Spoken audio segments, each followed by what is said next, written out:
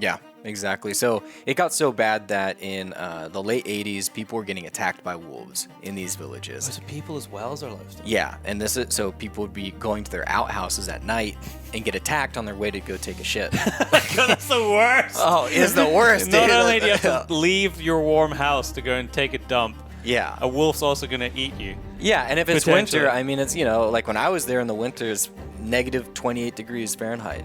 Yeah. Gotta make sure your ass doesn't get stuck to the toilet seat. Yeah, well, actually, so when you use the toilets there and you look down in the hole, Yeah. there are these frozen pillars of shit. I'm dead serious. Welcome to the Into Wilderness Podcast. I'm your host, Byron Pace. This is episode 224, a Modern Huntsman production. Now, I promise that the rest of our conversation isn't quite as silly as that, but it is an incredible show. And what a conversation I had with Luke. He was with me for a couple of days. We recorded that right before he left on a trip. As you can tell from the intro, it is about wolves, it's about mountains, it's about adventure. And that's all I'm going to say in the intro, because you're about to hear all about it. Luke is a friend, an incredibly talented photographer and writer. And if you want to read the work that he has already published and printed in Modern Huntsman, you can go on the website and check out Volume 7. That is where you can read that. I am currently packing my bags. In fact, my office is in a bit of chaos right now because I am 10 days away from heading back to Namibia to do the pickup shots for my film Paid in Blood. If you want to watch the trailer for that, and if you would like to support the film and help fund the post-production, the film I'm hoping is going to be wrapped and out sometime in the summer, June, July. Head over to my website, byronpace.com, look up films, Paid in Blood. There is a teaser and there is a trailer there, and there's all the information about the film. This incredible relocation of elephants that we did from drought-stricken Namibia to the Democratic Republic of Congo, and the amazing life story of Annetta Olofsson. So that's what's on the cards for me in the next couple of weeks before getting really back into the groove with the next volume of Modern Huntsman. In fact, we're working on it right now. I have one of the stories up on my computer, on my desk, as I record this. It's all go. We've got some incredible stories in the next volume, Volume 11, which you're going to see sometime in the summer. And if you want to keep up to date with everything that we're doing at Modern Huntsman, the best place for that is probably head over to Instagram. If you don't use Instagram, check out the website. There's new content being loaded on there all the time. But importantly, you can subscribe to the website. We don't bombard you with a lot of shit. We only really contact people when there's something worthy of putting in front of your eyes. So hit subscribe, or put your email address in, hit subscribe on the website, modernhuntsman.com. And the last thing for me to do before we get into this conversation with Luke, which, by the way, is going to be two parts. I'm sorry. It was a long conversation. We spoke for 2 hours. And I know that when you get to the end of this hour, you're going to be like, well, why the hell have you not just released this as 2 hours? This is incredible. Well, tough is the answer to that. So you're going to hear the second part of this in 2 weeks' time. So you're not going to want to miss it, because I know how this hour long ends, and there's just so much more to hear from Luke. But the last thing I need to say is a thank you to this week's Patreon supporters. If you would like to support the show, head over to patreon.com/Byron Pace. You can have a look at the tiers. You can see how you can support and make these shows possible. But the top tier Patreon supporters this week include Richard McNeil, Ronnie Speakman of RD Contracting, James Marchington, the guys at South Esher Stalking, Dick Ekstrom, Mark Zabrowski, and Leslie Cumming. Thank you so much for all of your support. You're part of the reason that I am able to put these shows out every 2 weeks. And without further ado, Luke Oppenheimer. Luke, welcome to the Into the Wilderness podcast. I'm so happy to be doing a podcast in person because it's been a long time since so many of the podcasts I do now are remote.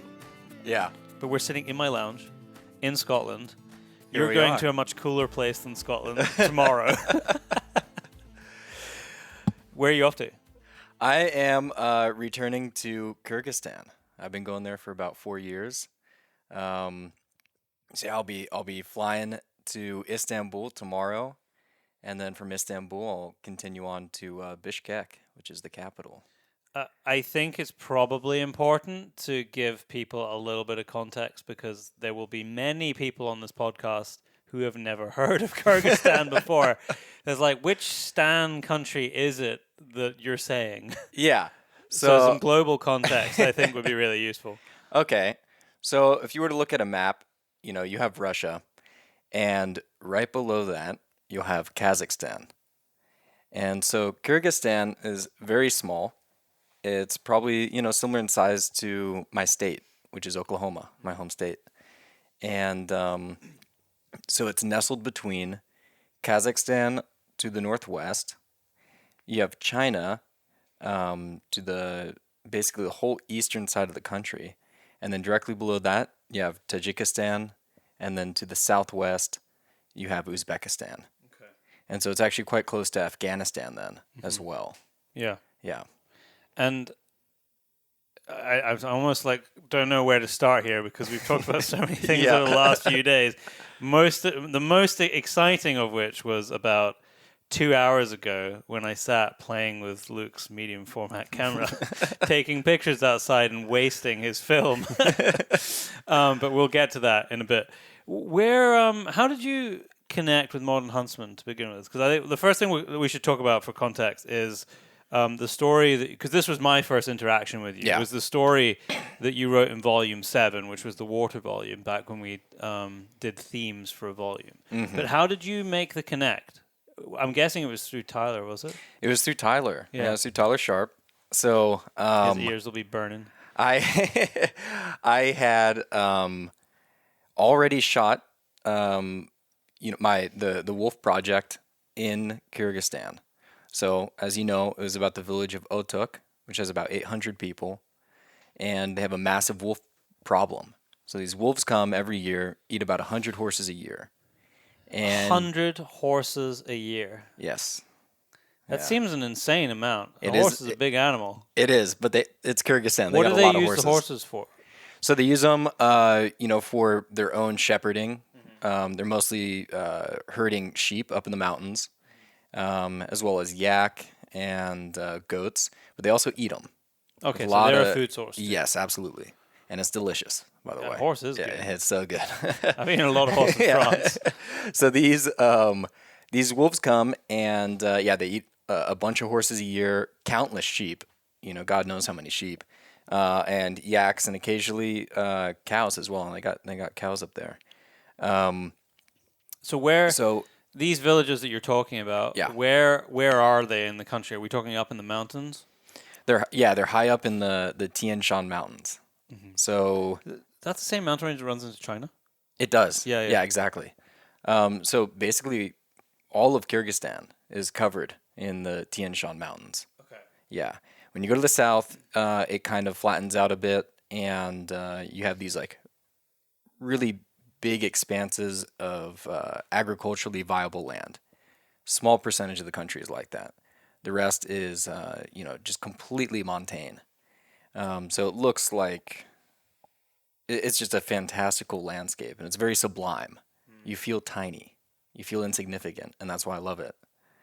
But to get back, I can relate a little just from the time in Tajikistan. I had similar vibe. it's going to be very similar. Yeah. Yeah, similar topography for sure. So I had, been working on that project. I stayed about 3 weeks in the village of Otuk, went up in the mountains with the villagers when they go and try and hunt these wolves. Okay. What time of year is this? This is February. Okay. And you just to backtrack a second, you said Mm-hmm. that it happens every year. So is it a particular time of year that it's a problem? It's pretty much a problem year round. Okay. However, the wolves definitely they're doing more of their predation on the horses and other livestock during the winter. Okay, that would make sense. Less food around. Exactly. Yeah. And it's also easier, in a sense, to hunt them in the winter because you Hunt the wolves. hunt the wolves Okay. in the winter because you can follow their tracks easier. So they'll come down into these valleys, eat loads of livestock and horses, and then they are running through deep snow all the way up into the mountains again, and they leave these very fresh tracks, and so you can follow them. Um, yeah, so How did you find out about this story?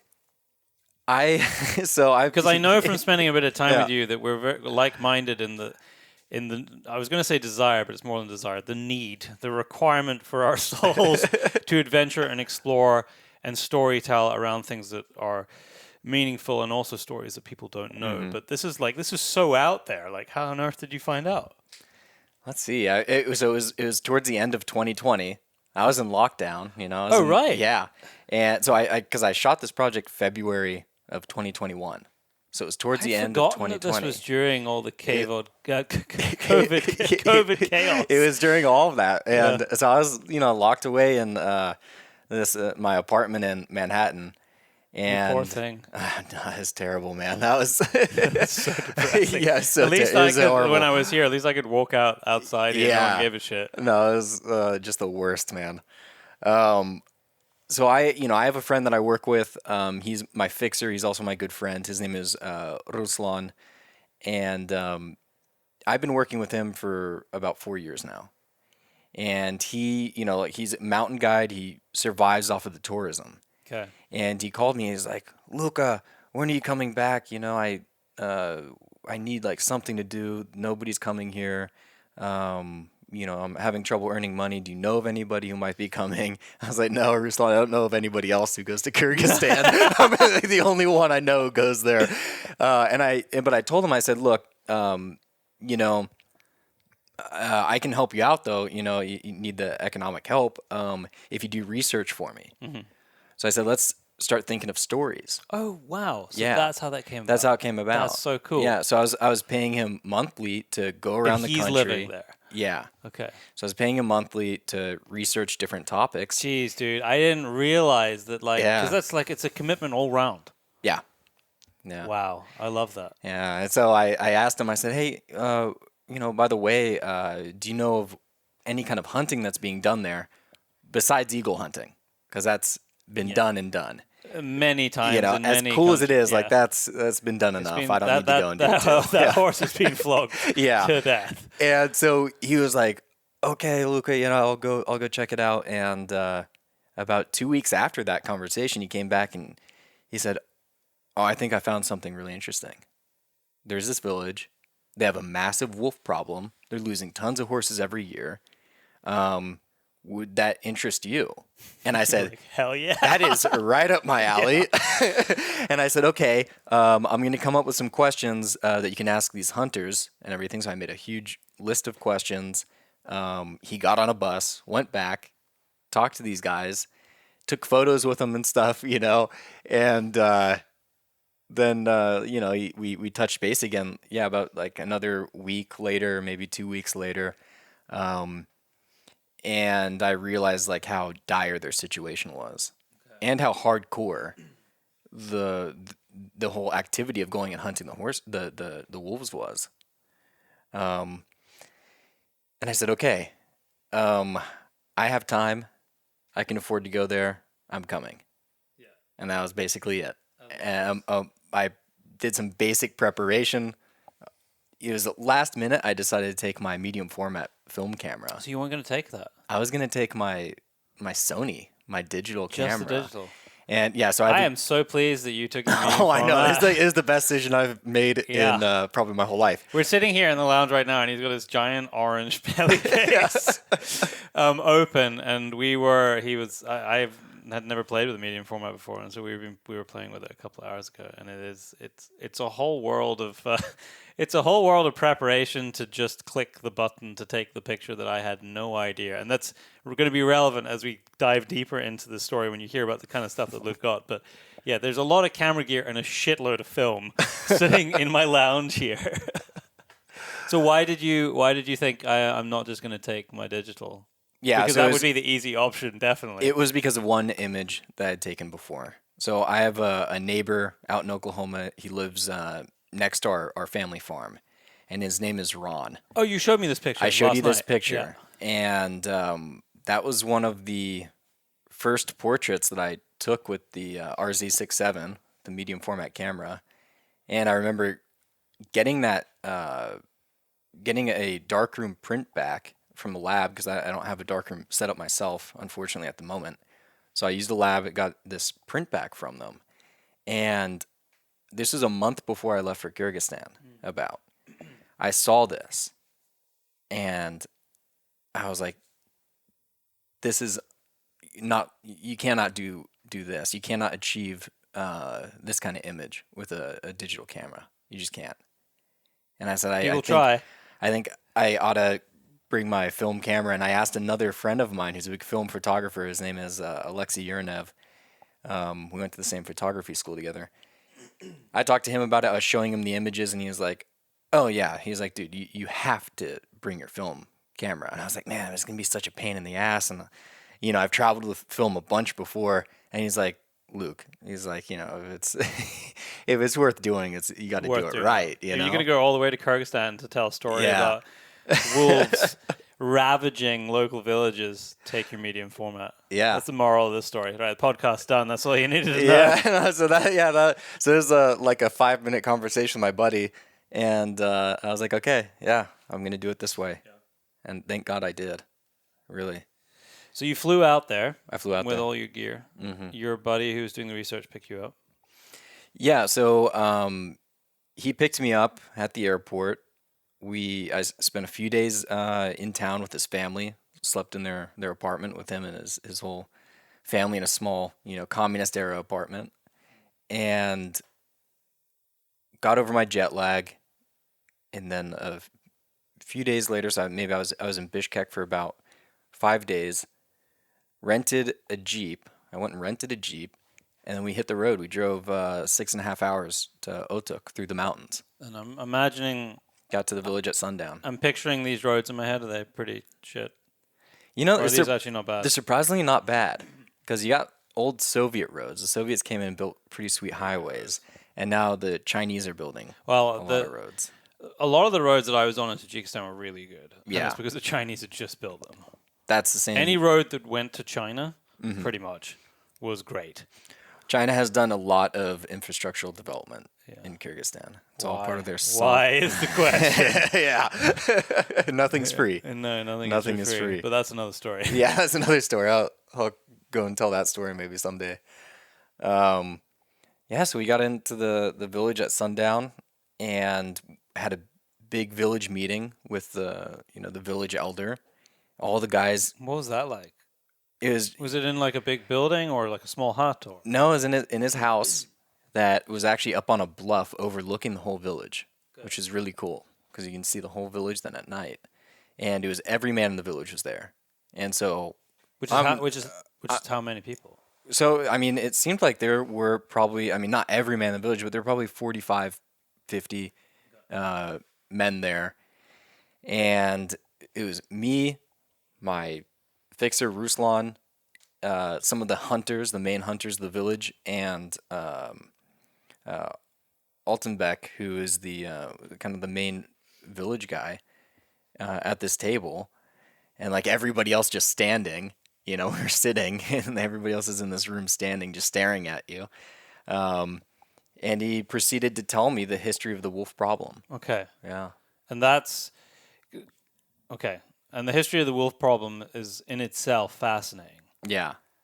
because this is where you basically picked up the conversation with me and Tyler on a phone call, having come back. Yeah. And you were telling us about the stories, like, do you want to run this story? Yeah. And this is the bit that I remember the most from that initial discussion, was you telling me the history before all the cool stuff that you ended up doing and capturing after.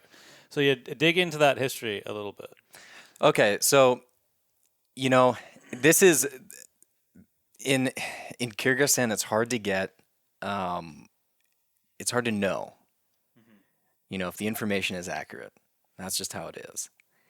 And so what I've been told by everybody in these villages is that in the mid '80s, around '84, the Russians, the Soviet Union, introduced a different breed, a different subspecies of wolf into Kyrgyzstan to help clean up dead livestock because they'd wiped out the wolves before that, right? Or they'd reduced the wolf they population? had reduced the native wolf population before, the Kyrgyz wolves.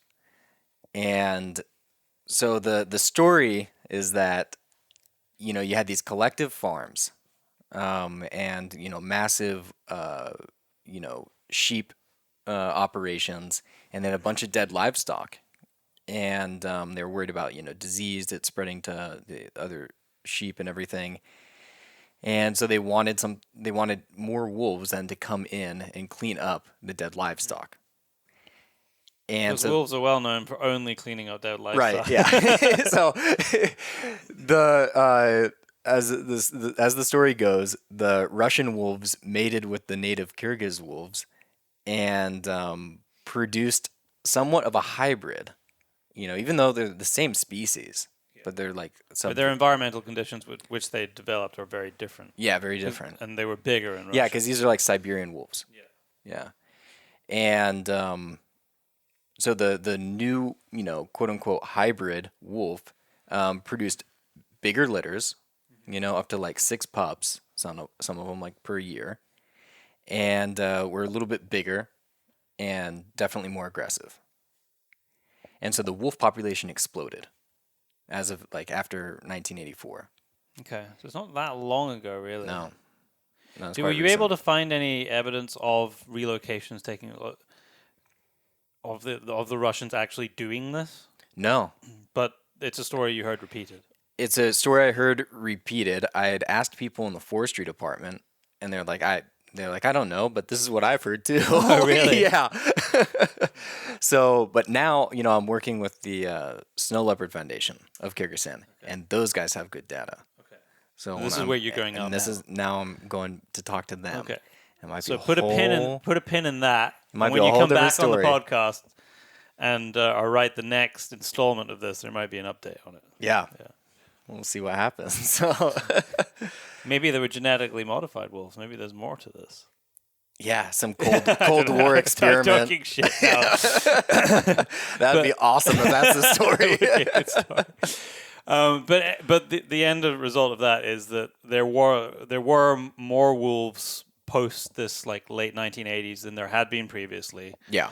and they were starting to see an impact on their way of life, I suppose. Yeah, exactly. So it got so bad that in the late 80s, people were getting attacked by wolves in these villages. So people as well as their lifestyle. Yeah, and this is so people would be going to their outhouses at night and get attacked on their way to go take a shit. God, that's the worst. Oh, it's the worst. Not dude. only do you have to leave your warm house to go and take a dump, Yeah. a wolf's also going to eat you. Yeah, and if it's Potentially. winter, I mean, it's, like when I was there in the winter, it's negative 28 degrees Fahrenheit.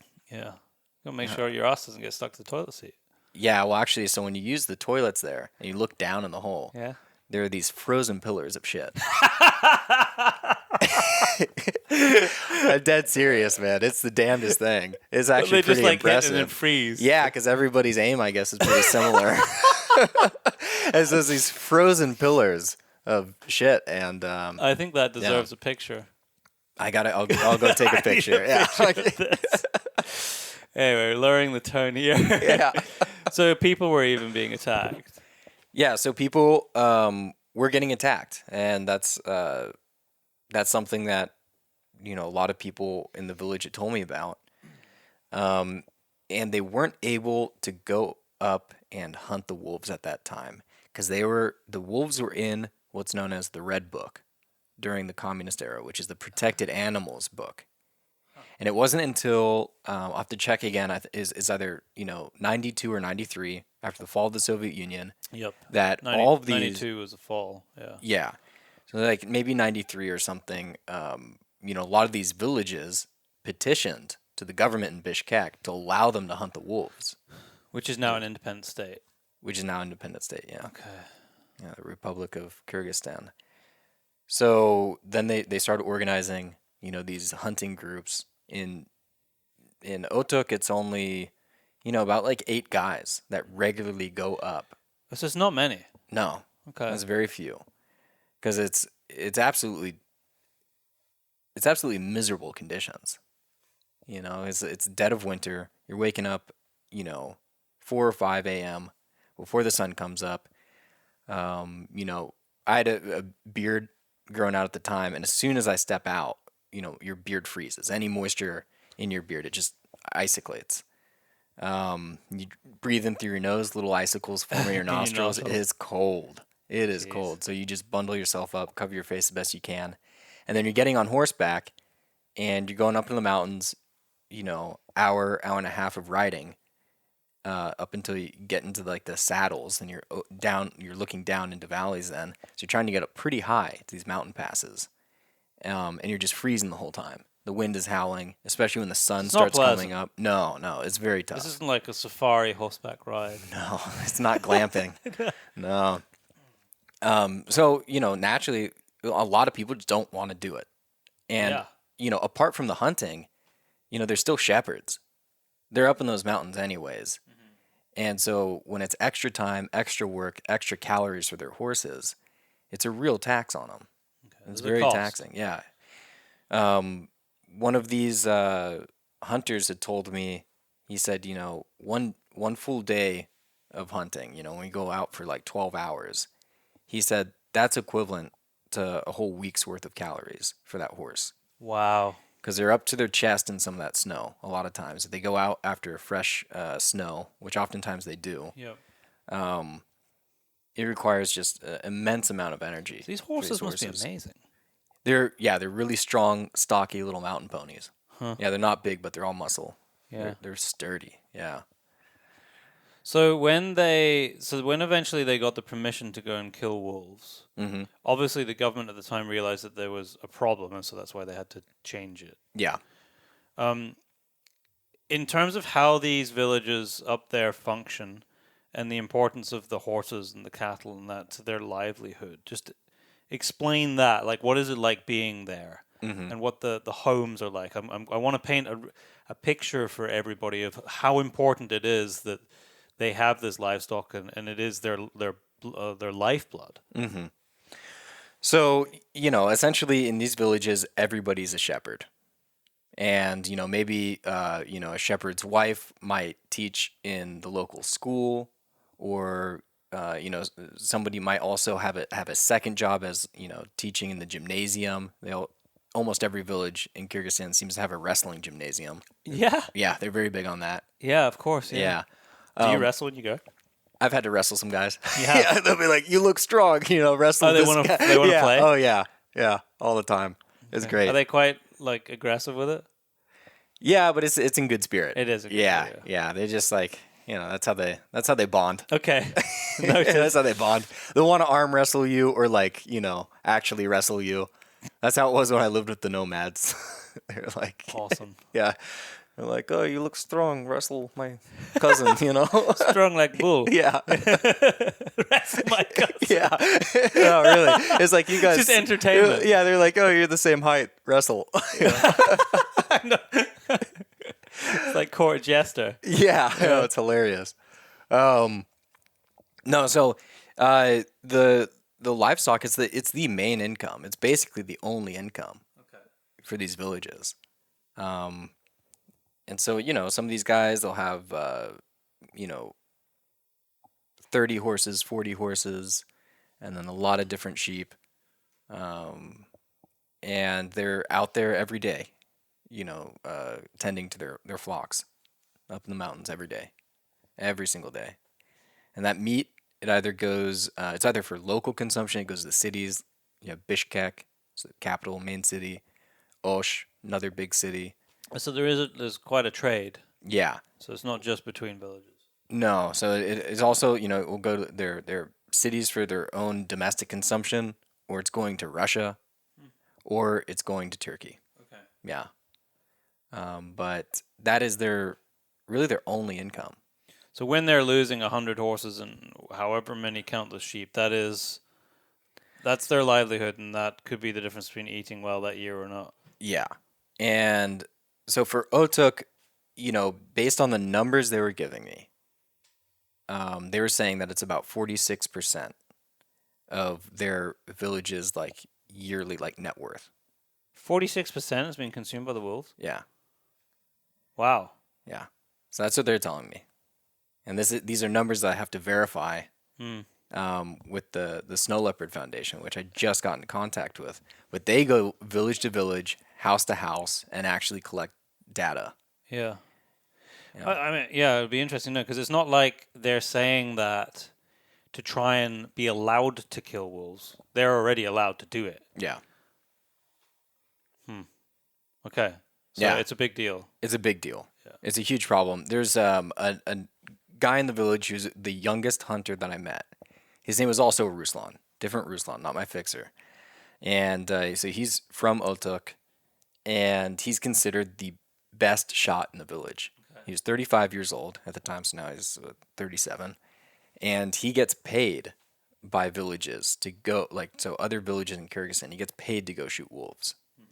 And he told me, like, oh, sometimes, I'm going and I'll shoot, 25 or 35 wolves in like 2 weeks. Wow.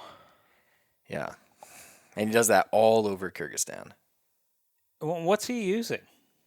He has an SVD, which they call like a Dragunov. Yeah, yeah. Yeah, so old Oh, so he's got Soviet. some serious Soviet era sniper rifle. Yeah, yeah, Jeez.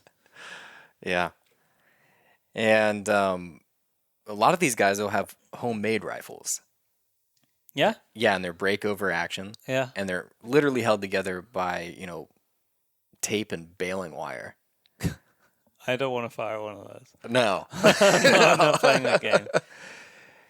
And another thing that's really impressive is some of these rifles that they have, some of these old Soviet rifles that they're using, are decommissioned by the military, and they've had the rifling drilled out. So it's just a smooth bore like a Just shotgun. yeah, basically just a semi-automatic musket. So some of those rifles are like that. I think the one that Ruslan was using was a proper rifled SVD, and he has a special permit for it because he's in varmint control. Okay. Yeah. I can't imagine that those drilled out rifles shoot particularly well. Well, they're not on these hunts. It's not the way we do it, where like when we go hunt whitetail deer or something, and you're really like zeroing in, you're taking a shot, and it's one guy shooting at a time. It's a military operation up in these mountains. So, for example, on the hunt where we ended up killing a wolf, we split up into two groups, all of us on horseback, and we had guys from the next village over come up. So altogether, I think there were about 10 of us. So we had two groups of 5, more or less, as I recall, and half of them went into the wall of a valley, like the end of a valley, where there's like a U, and it goes up into a hillside, and they set up a U-shaped ambush. Okay. We came around the other side of the mouth of the valley, where they had spotted a wolf. We drove that wolf into the ambush. So basically, they're running into these, firing squads. Yep. Yeah. Yeah. Amazing. I actually saw, you've just reminded me, I saw a wolf when I was in Tajikistan. Really? How big? How like big 20 was it? meters from me. Oh, damn. It was light colored, like the one that's in the photo that you took. And it was the last day I was there. We were hunting ibex. And we were just sitting in the bottom of this valley, freezing, because the sun comes into those steep valleys so late. Being very quiet, looking, waiting to see a suitable ibex come out. And then one of the guides there tapped me on the shoulder and pointed with his finger, like very gently. And right behind, I mean, the valley bottom was probably only 50 meters wide anyway, and we were sitting in the middle of the valley bottom, beside the stream, and then it just went quite steep up both sides. And this wolf just casually walked behind us, higher than us, maybe 15 meters higher than we were, across some, like the cliff face, where there was obviously a bit of a game trail. Just walked past us, stopped for like 2 seconds, looked at us, knew that we were looking at it, and then just slowly slinked away into and it was like I didn't have enough. I saw it for all of maybe like less than 10 seconds, 7 or 8 seconds in total. So not enough time for me to grab lift a camera or anything. And also I was trying. I mean, I was thinking it in my brain. I was thinking I got to get to my camera, but by the time I'd thought of that and thought of being careful and slow, it was too late. It was gone. But that was my closest encounter ever with a wolf. Wow. And it was There's something like there's some deep-seated part of our primitive selves that makes you feel. If I felt something that I've never felt before, and it's Hmm. I've been around lots of big predators, as close as that, but definitely something about a wolf that I hadn't experienced before, and it was very cool. Like not frightened. I Yeah. wasn't like like sitting there terrified. I was more in awe, like this mutual respect of predators or something. I don't know. It Well, was strange. you gotta, think about it like, since our time as being, hunter gatherers Hmm. for who knows how many tens and, 100,000 years, whatever, um, we have cohabitated with wolves. Yeah. We've been in competition with wolves, and we've been carrying out lifestyles very similar, like parallels to wolves, hunting in these parties, the extended kinship groups. We had our own packs, and of course, that's how we ended up domesticating dogs. And we were sharing the same territory, sharing, going after the same prey. So it's weird. We're in fierce competition with this particular species, but then there's a odd kinship too, I think, Yeah, because you have definitely. this the same struggle of being, predators, out there and They're going after incredible. the same thing. Yeah. Utterly incredible. So tell me about the tell me about building the relationships in the village, because like you and I have talked about this a bit with when it comes to storytelling Hmm. and the importance of creating trust Yeah. to really understand people and the people more broadly as like a community, and then being actually allowed to go or being invited to go with them on the hunts. Like, what was that like, that process like? Because one thing that and it's so hard to avoid with busy lives and running businesses and etc. to not be a parachute journalist Hmm. and go in and then fuck off after a week and feel like you've like you see it all the time, like Yeah. even amongst like well respected people in there, you see it all the time, and it frustrates hell of me. But I also equally, some of those people don't care, but equally I understand it because life goes on, we're all busy. But it's very rare to have the privilege of spending a long extended time with Hmm. people to understand them, and that is when you really get the stories. Yeah. So, instead of approaching, um, the villagers of Otuk, these guys I ended up spending so much time with, instead of presenting myself and approaching them as a photographer, I introduced myself as a fellow hunter. Nice. And I made sure I had loads of photos of like bow hunting in Oklahoma and, all the like white-tailed deer, all this stuff, and, the farm I grew up on, our landscape, on my phone when I went there. So I could, show them, where I'm coming from, and they'd be like, "Oh, he's also a hunter. It's very different than the way we hunt." Yeah. But that really, I mean, that was the probably the most important part. Okay. And Common bond. yeah, and I even before I got there, I was in communication with one of the hunters. His name is Nadia, and so I was talking to Nadia through WhatsApp. It doesn't matter where you're on the world, everybody has WhatsApp. And I showed him some pictures of like deer and stuff, and like I was saying, oh, I'm a photographer, but like I'm a hunter mostly. Yeah. I said I'm a hunter. I love all kinds of hunting. I'm interested to see how you guys do it, and I'd love to spend time with you guys and go on these hunts with you.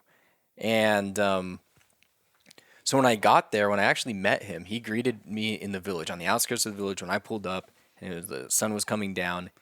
He met me on the side of the road outside the village, and he said, "It's so good to meet a hunter from the other side of the world." And Awesome. so I wasn't really coming, I wasn't presenting myself just as a photographer. I was like, no, I'm another hunter, and I love doing this kind of stuff too, Hmm. because I mean, for them, obviously, it's a chore, it's a job. I don't have to go out and kill white-tailed deer with my bow. Yeah. That's a luxury. Um, but even though it's like it's a job for them, they love it. They absolutely love it. Okay. Yeah, they talk to any of them. They say, dude, I love the freedom. Yeah, I love being up in the mountains and the pursuit. It's a lot So there's a more. lot of commonality. Yeah, I mean, it's a lot more exciting than driving sheep. Yeah. You know. Yeah. Yeah. So, how long did it take before you went out on your first hunt? Let's see.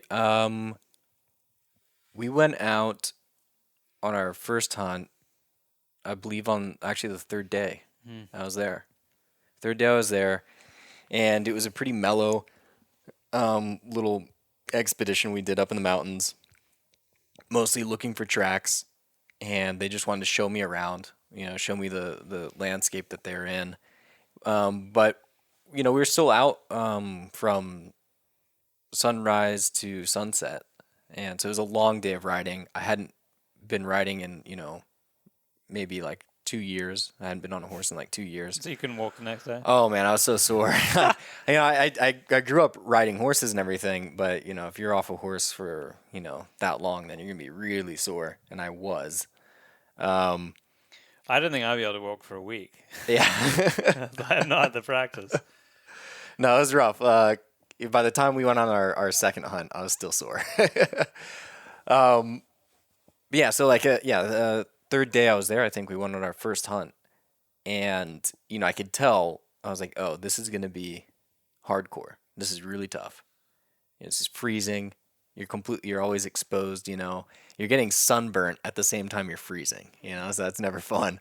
But we had all day up in the mountains. Stopped for our lunch, which was just some kumis, which is fermented horse milk, which is That sounds gross. it's delicious. Is it good? I love it. It's slightly alcoholic. Oh, really? Yeah, so if you drink it on an empty stomach, it's pretty good. Does it taste like anything else? It no. Is it like creamy like milk or? It can be basically it's kind of like milk. It has the same I'd say like viscosity as milk, Mm. maybe a little bit more watery than milk. Has a smoky aftertaste and it's a little bit sour. You're not selling it. You gotta But try I'll it. try it. You gotta try it. Yeah. Oh man, like I didn't think I would like it when I first tried it years before that, and I ended up loving it. Now I love that stuff, kumis. Yeah, and it keeps you warm.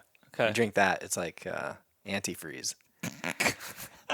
You'll need it out there. It's so And freaking cold. yeah, and then there's another drink that they have. It's called bozo, and it's also like kind of a fermented grain, Okay. and that's like really watery oatmeal. It's very thick. Okay. And that they the Kyrgyz call that like Kyrgyz antifreeze, and so they drink that up in the mountains too. We also had that when we were on our lunch break. Yeah, but it definitely works. It definitely keeps you warm, and it's a lot of calories. So you going there to storytell, like what are you hoping? It's very clear a huge amount of investment and time going into even like before you step foot in the country. Photographer, writer, storyteller. What are you hoping to gain in terms of the story that you can tell going in and then coming out again? Because this isn't just because you it's not I know you do like being there a lot, but it's not just because of that. You're doing it. There's a purpose to it. Like when you and I have talked about this a lot about the love of travel, but the love of travel and experiences, but with purpose. Like, what were you going there, knowing what the basis of the story was? What did you hope to like tell the world, if you like, wherever that was going to end up? Obviously, it ended up in Modern Huntsman because that was the conversations that you had with us when we came back. Going into it, my main thought, and mainly because I've been living in the U.S. again now for a few years, where everybody's obsessed with social media. Our lives are very digitized. We're always online, constantly being bombarded by sensory inputs. I wanted to remind people that there is this different world. It's much simpler.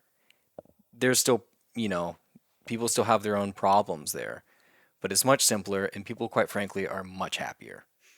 And I wanted to be able to tell a story where, okay, there is this serious issue. There's these wolf attacks on people's livelihoods, but look how happy they are.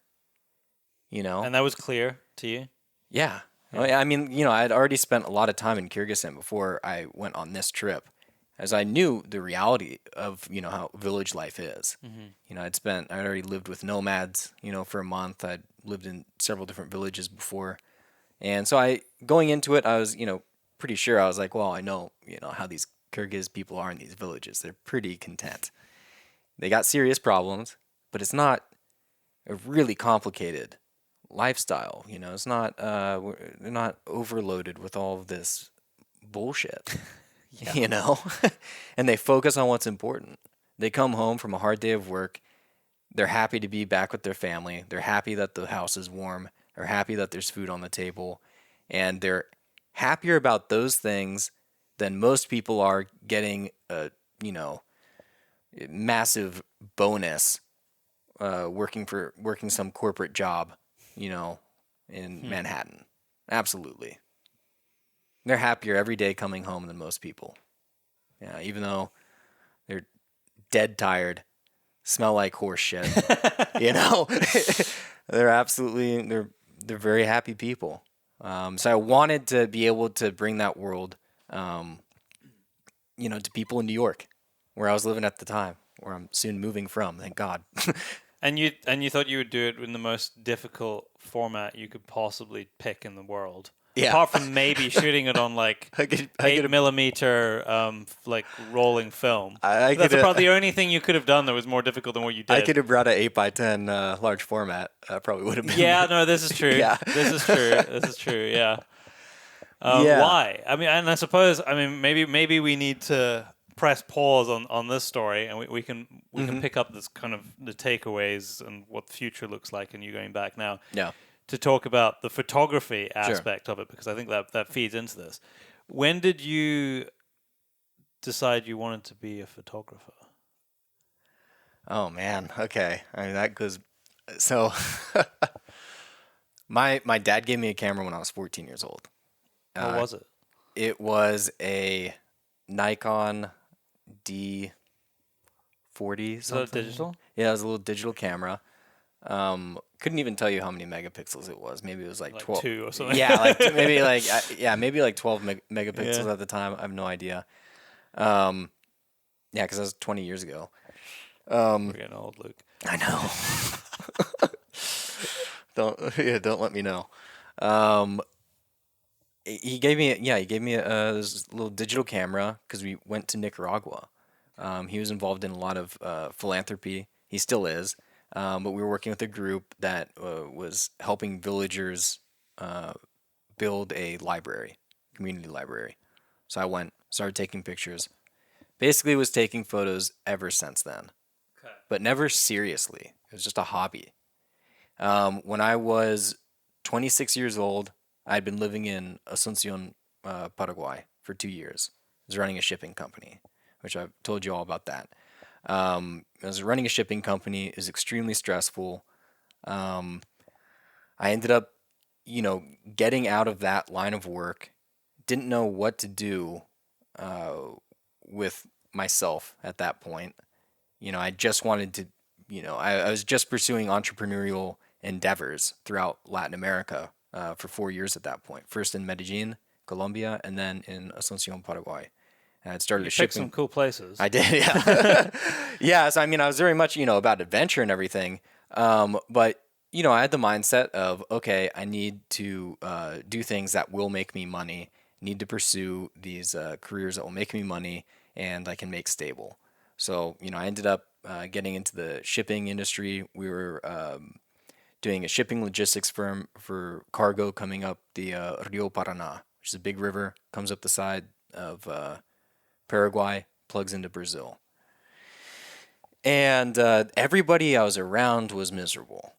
Everybody I worked for who was older than me were miserable, functioning alcoholics, divorced at least once, estranged from their kids. The people who are my age or younger than me that I was working with were on their way to being as miserable as those older people. And I was like, I do not want this. I don't care how much money I stand to make. It's not fucking worth it. I do not want this at all. There were other complications that happened that had to do with black market activity. Being, we got into competition with some unsavory people in Paraguay. And I really had to leave then at one point. We had... You didn't want to suddenly find a gun in the back of your head? Yeah, I mean, people. Yeah, so because there were people that we knew in our sphere who did get murdered. You know, it was a wild west then. Paraguay had just opened up to foreign investment. Business licenses were being handed out left and right, and there's, you know, don't want to offend any Paraguayans that might hear this, but it's a massively corrupt country. You know, it's not that the system is corrupt; it's that corruption is the system. Okay. And you know, so you know, you want some competition taken out. A lot of times, people, you know, resort to very very final means of doing that. And I, you know, did see that. I did hear about it. That was going on. And I was 26 years old. Uh, Realized I was like, I don't think this is the path I want to be on. I don't think I'm going to be a very good person if I stay on this path. Like, I don't. There's no way that that this is good for your soul. You know, because we'd work really hard and we'd party really hard every weekend. Also, you know, and it just like it was not fulfilling. I was like, what is this even about? And it was scary. It was really scary. There, you know, the last 3 weeks of me being in Paraguay, I slept in a different hotel every night. I owned an apartment. I had an apartment, and I was Jeez. afraid to stay there. You know, because we knew that there were like threats against us. You know, we were being followed. Probably Me and my smart to get partners. out at that point. Yeah, so I got out, Yeah. and I went back to Oklahoma. It's a quick way to have a heart attack. Yeah, absolutely. If you don't end up dead. I mean, it took me years to get over the paranoia. Oh, really? Yeah, I mean, it was crazier than I think I'm letting on. Um, but when I got back to Oklahoma, it felt like an absolute failure. You know, I was like, Because you man, had to leave. because I had to leave, and you know, I was like, man, maybe I'm just not cut out for that, you know, kind of stuff. And then my mom said, she was like, Luke, you need to do something that's creative. You know, I was always drawing as a kid, my whole life. Draw pen and ink stuff. You know, painted a bit. You know, all of these creative pursuits. These are things that gave me a lot of pleasure growing up. I was also in my free time. I was reading all of these memoirs by journalists and even photojournalists, and that's what I was like ingesting, just nonstop. Couldn't get enough of it. All these very interesting stories, war correspondence, all I this hear kind you. of stuff. Yeah. Yeah. And That's a that's a dangerous tunnel to go it down. is. Yeah. And my mom said, she was like, you know, why don't you, you know, get into photojournalism? Yeah. Read some And Don McCullough, and before you know it, you're on the front line somewhere. yeah. Oh yeah. I'm lucky I didn't go down that road. I almost did. Yeah, so my mom said, "Why don't you be a photojournalist?" And I said, "I didn't study that, you know. And anyways, I'm too old. I was 26, and I thought I was too old, you know." And she was like, "Well, that's really dumb. You're a baby still." Yeah. I didn't feel like it at the time. I guess we never do. We never realize how young we are. And I was like, "Okay, you're right." And I was like, "Anyways, what else am I gonna do?" And I was like, "This is the only thing I can see that would that really excites me, that I think would be healthy, and that would bring me great pleasure." And I also felt, you know, at the time, like I was walking away from any economically comfortable lifestyle at the same time. Yeah. You know, because I was making good money I in mean, the there's a in the lot of shipping truth stuff. in that, yeah. Yeah. In like creative industries in general. Yeah, exactly. So I had, you know, the amount of money that I'd made, you know, in the doing the shipping stuff in Paraguay, um, and I started, you know, thinking of projects I could shoot. Didn't know at all where to start. Um, I had heard about International Center of Photography in New York, and decided, okay, I'm gonna shoot a project, you know, or projects plural, put together, you know, a portfolio, send it to them, and hopefully I can get into their 1 year intensive program so I can actually learn how to do any of this stuff. And so I went and I shot in Tanzania for an NGO that's called Mainsprings, that was run by a friend of mine. He needed promotional material.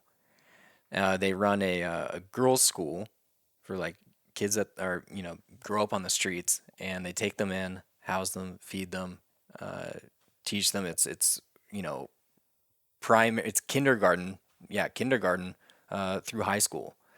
And these girls often go on to study at universities. It's very successful. It's a great organization. But so my friend who runs that, his name is Chris Gates. He invited me to come down, and he said, "Oh, I need promotional material. Can you do like photos and video for us?" And I was like, "Yeah, sure."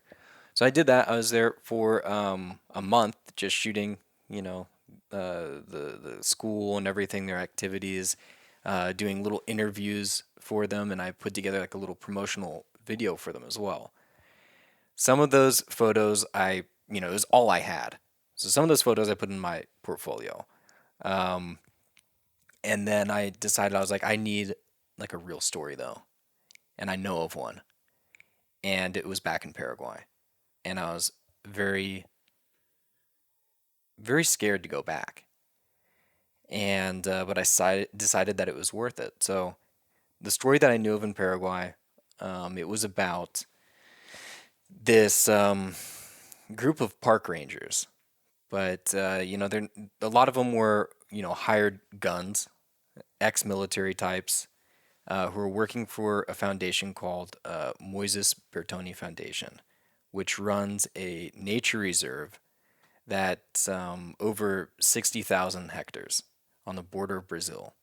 So it's in northern Paraguay. And I knew that they did all these anti-poaching patrols, and I found that very exciting. It was very interesting to me. I knew one of the head guys, so I could get in touch with him, and I knew I could make that happen. And so I called him, and I said, "Look, Ramon, I want to come down." He was so confused because he knew me as a shipping guy. Yeah. And I said, look, I've changed my direction in life completely. I'm trying to be a photojournalist, and I'd like to come and do a project about you and your troops, going on these patrols in the forest. And he said, it's very dangerous for you to come back down here right now, because he knew that we had been getting all these threats, me and my business partners. And I said, yeah. And I said, but look, I'm not going to stay in Asuncion. I'm going to be there for one night, and I'll go with you. We'll go up to the nature reserve, and then I'll just be with you guys. And he's like, okay, if you do it that way, it's probably fine. He's like, but don't tell anybody else you're coming down. So I didn't. So I go down to Asuncion, spend one night in the hotel. Actually, no, 2 nights in the hotel. Meet with him, and he tells me, he says, look, we have the poaching problem. That is an issue, but the real problem is drug trafficking. There's all this cocaine that's being exported from Brazil. It's coming through the rainforest reserve because it's middle of nowhere. It's hard to patrol. There's no police out there. Extremely rural, extremely isolated, and it's being, brought in from Brazil through Paraguay into Argentina. Massive market for cocaine. Another thing is there are people with massive weed, like marijuana operations. They're growing it in the middle of this rainforest reserve. And he said that's the real problem that we have. Then he proceeded to show me a file of pictures that had all these photos of bodies that they had found on the sides of roads. And it was people who were, either their competition from small gangs, or they were people who were suspected of being rats, and talking to the police or whoever. And it was really rough stuff. I mean, it was mutilated bodies, and it was, quite a few photos. It was a lot. It was like dozens. And he said, he's like, yeah, here's the real problem. Do you still want to come? And I said, yeah, absolutely, I do. And it was really, it was disturbing, of course, but I also got very excited.